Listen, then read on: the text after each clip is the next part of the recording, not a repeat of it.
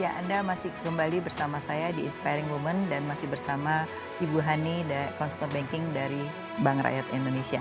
Ya, Bu Hani, tadi udah bicara tentang kepemimpinan ya dan menarik bagaimana pengalaman Bu Hani hingga menjadi direktur ya. Nah, tadi saya tanya sebelum kita masuk ke bagaimana Mbak mengelola juga di BRI, tipe apa sih Mbak kalau saya tanya tadi?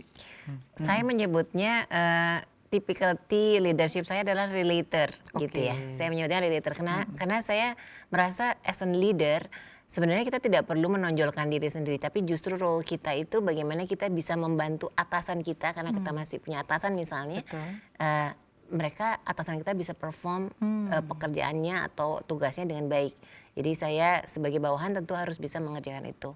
Nah, kepada peers gitu, saya harus bisa berkoordinasi, berkolaborasi sehingga kita bisa sama-sama nih mendorong supaya kita bersama-sama bisa membantu juga tadi atasan kita untuk perform baik.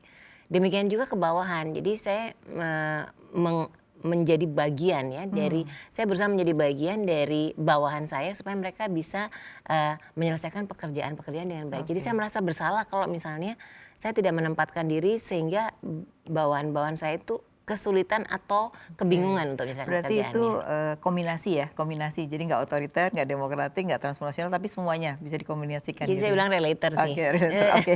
Baik, sekarang kita bicara tentang Mbak Hani ini kan lama di consumer banking ya. Nah, Betul. di Bank Rakyat Indonesia sendiri kalau kita melihat nih kan sekarang banyak bank-bank yang justru ingin melepaskan konsumer kan. Nah, sebenarnya kalau dilihat konsumer di Indonesia ini seperti apa sih khususnya di sektor banking? Ya, kalau kita bicara consumer banking ini kan sebenarnya tugasnya adalah bagaimana kita bisa memenuhi kebutuhan produk dan layanan perbankan di setiap life stage of a customer. Benar. Karena kalau consumer banking kita bicara individual customer. Kalau kita bicara small, micro itu kan size of business. Iya. Tapi yang menurut saya consumer banking ini selamanya pasti dibutuhkan karena yang kita touch Karena adalah bicara individu individual. ya. Apalagi penduduk Indonesia kan cukup besar ya. Betul, Dan kelas betul. menengahnya mulai meningkat Mulai kan, meningkat gitu. dan kebutuhan-kebutuhan itu bervariasi Mbak, dari mulai consumer itu atau nasabah itu lahir sampai dia sudah Iya, nanti sampai wafat waktunya pun itu gitu. butuh ya namanya pelayanan bank ya. Betul. Nah, sekarang ini kan ke arah digitalisasi ya. Betul. Nah, bagaimana transformasi Bank Rakyat Indonesia terhadap digital? Karena kalau kita lihat sekarang kan konsumen tuh lebih banyak didominasi oleh kaum milenial ya. Nah, saya lihat nih kan mulai mengembangkan. Nah, seperti apa pengembangan digitalisasi? Iya, jadi kita di BRI sekarang masuk transformation 2.0. Jadi revolution, kita sebut revolution 2.0. Sebelumnya kita memang di transformasi 1.2 itu kita bicara mengenai bagaimana kita digitalization and culture itu dikuatkan. Betul. Gitu kan. Nah, kita bersyukur ada satu sisi COVID itu membuat kita percepatan semua ya, percepatan digitalisasi justru. COVID itu membuat kita semua pressure gitu, tapi satu sisi itu bermanfaat untuk bertransformasi dengan cepat ke digital. Jadi kita beruntung waktu itu BRI sudah menyiapkan beragam Ke arah sana ya. Iya, beragam produk dan layanan. Jadi kita basisnya ada 3 hal yang kita digitalkan. Yang pertama adalah digital core. Jadi semua bisnis proses itu core-nya semuanya digitalkan. Oke. Kemudian kita juga mengintroduce onboarding customer dengan basisnya digital. Kemudian kita melakukan connections dengan digital ecosystem. Oke. Jadi tiga pilar ini yang bersama-sama kita ya. kerjakan bersama-sama. Nah, BRI kan kalau kita bagi segmennya ini ada mikro gitu ya. Tapi juga sekarang kan mengembangkan prioritas nih ya. Benar. Nah, ini kan yang jarang dilakukan ya. Jadi ada dua-duanya. Biasanya kalau udah UKM aja, kalau yang prioritas aja. Nah, ini gimana cara mengembangkan dua sisi yang sebenarnya kelihatannya bukan sejalan gitu, tapi ini memang berbeda gitu. Gimana Iya. Mbak Hani? Jadi Mbak, kalau di BRI ini kan kita lihat segmen customer itu luas banget dari ultra mikro bahkan sampai high net worth, karena kita juga punya nasabah-nasabah korporasi. Betul. Dan di dalamnya ada individu yang kita harus take care gitu ya. Makanya diperlukan layanan yang sifatnya tadi wealth management. Saya lebih banyak menyebutnya wealth management. Wealth managementnya BRI ini tentu berbeda ya touch-nya dengan mungkin bank-bank yang lain. Karena yang kita lakukan adalah bagaimana kita memberikan literasi sehingga customer kita itu memiliki pemahaman terhadap investment asetnya ke dalam investment aset yang produktif. Jadi bukan di lazy investment. Betul. Nah, Sehingga wealth Jadi management ini tidak hanya fungsinya nabung aja gitu ya, iya. tapi juga memportofoliokan Iya, dananya jadi gitu ya. fungsinya adalah ketika orang berbank dengan BRI, harusnya dia makin lebih baik dalam mengelola keuangannya. Oke, jadi itu Gitu. ya udah menjadi sasaran BRI baru ya Benar, ke depannya. benar. Nah, kalau kita melihat banyak perubahan perilaku dalam masyarakat kita kan, Mbak Hani ya. Nah, apakah juga sudah diantisipasi perubahan masyarakat ini ya?